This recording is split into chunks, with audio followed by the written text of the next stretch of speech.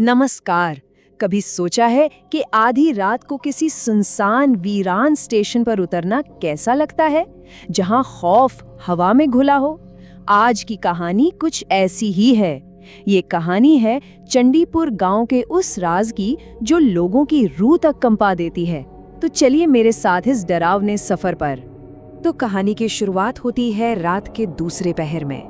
घड़ी की सुई जैसे ही 12 को पार करती है, चंडीपुर का वो सुनसान स्टेशन और भी ज्यादा खामोश हो जाता है।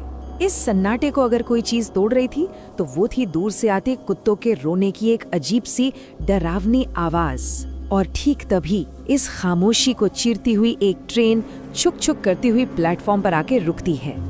और उस ट्रेन से सिर्फ एक ही मुसाफिर नीचे उतरता है, सुमित। उसके हाथ में एक जरूरी पैकेट था जो उसे पहुंचाना था। लेकिन जैसे ही उसने उस वीरान और भयानक स्टेशन पर अपना पैर रखा, उसे लगा जैसे किसी अनजाने डर ने उसका दिल जकड़ लिया हो। सुमित के दिमाग में हजारों बातें चल रही थीं। यार, ये ट्रेन भी ना लेट हो गई। उसे हर हाल में सोनाझुरी गांव पहुंचना था। एक बहुत कीमती दवा का पैकेट डिलीवर करना था। नौकरी का सवाल जो था, पर यहाँ तो एक परिंदा भी नजर नहीं आ रहा। स्टेशन मास्टर का कमरा तक अंधेरे में डूबा हुआ था। कुछ तो गड़बड़ थी इस जगह में। खैर, सुमित स्टेशन से बाहर निकला और घने कोहरे ने उसे चारों तरफ से घेर लिया। वो एक कच्ची सड़क पर बस आगे बढ़ता जा रहा था कि तभी कोहरे के बीच से एक टिमटिमाती हुई रोशनी दिखाई दी। पास जाकर देखा तो एक बहुत ही पुरानी टूटी फूटी सी चाय की दुकान थी। चलो, कम से कम कोई तो मिला। दुकान का मालिक था राजू, जो सुमित को बड़ी अजीब नजरों से देख रहा था। ऐसा लग रहा था मानो वो सुमित को नहीं बल्कि उसके आर पार कुछ देख रहा हो। सुमित ने जब उससे सोनाझुरी गांव का रास्ता पूछा तो राजू ने गहरी ठंडी आवाज में कहा, बाबू, इस वक्त वहां जाना ठीक नहीं, खतरनाक है। पर नौकरी का डर मौत के डर से बड़ा था। सुमित को तो जाना ही था। फिर राजू ने जो कहा उसने सुमित के दिल की धड़कनें बढ़ा दी। वो थोड़ा आगे झुका और फुसफुसाते हुए बोला, एक बात सुन लो, रास्ते में कुछ भी अजीब दिखे, कोई आवाज दे, रुकना मत। और हाँ, चाहे कुछ भी हो जाए, पीछे मुड़कर तो बिल्कुल मत देखना। जाते जाते राजू की एक और बात सुमित के कानों में गूंजने लगी, बाबू, जो दिखता है ना, वो हमेशा इंसान नहीं होता। इस बात का क्या मतलब था? क्या इस जंगल में इंसानों के अलावा कुछ और भी रहता है? राजू की बातों से सुमित का दिल तो दहल गया था, पर वो रुका नहीं। वो बस चलता गया। और तभी घने अंधेरे में से एक खटारा सा ऑटो रिक्शा उसकी तरफ आता दिखाई दिया। अरे वाह, सुमित की तो जान में जान आ गई। शुक्र है कोई तो सवारी मिली इस वीराने में। लेकिन ऑटो में बैठते ही सुमित की ये राहत बेचैनी में बदल गई। उसने नोटिस किया कि ड्राइवर रियर व्यू मिरर में उसे नहीं बल्कि उसकी जेब में रखे उस दवा के पैकेट को घूर रहा था। और फिर जो हुआ, उससे सुमित का खून सूख गया। ऑटो गांव के रास्ते पर नहीं बल्कि घने काले जंगल के अंदर जा रहा था। कोई 20 मिनट बाद जंगल के बिल्कुल बीचों बीच ऑटो एक जोर के झटके के साथ रुक गया। लगता है इंजन गर्म हो गया, ड्राइवर ने बहाना बनाया। तभी सुमित की नजर सड़क के दूसरी तरफ एक पेड़ पर पड़ी। वहां एक और लंबा चौड़ा आदमी खड़ा था और वो उन्हीं की तरफ घूर रहा था। अब सारी कहानी साफ हो चुकी थी। ये एक जाल था। ड्राइवर ने सुमित को लगभग खींचकर ऑटो से बाहर निकाला और सामने एक खंडहर जैसे घर की तरफ इशारा करके बोला, चुपचाप उधर चल, वहीं मदद मिलेगी। उस घर का दरवाजा सुमित के छूने से पहले ही एक चरमराहट के साथ खुल गया। अंदर कुर्सी पर एक आदमी बैठा था। उसकी आवाज सुनकर लगा जैसे किसी ने कानों में जहर घोल दिया हो। वो बोला, आओ, हम तुम्हारा ही इंतजार कर रहे थे। और इतना कहते ही घर का दरवाजा धड़ाम से बंद हो गया। सुमित फंस चुका था।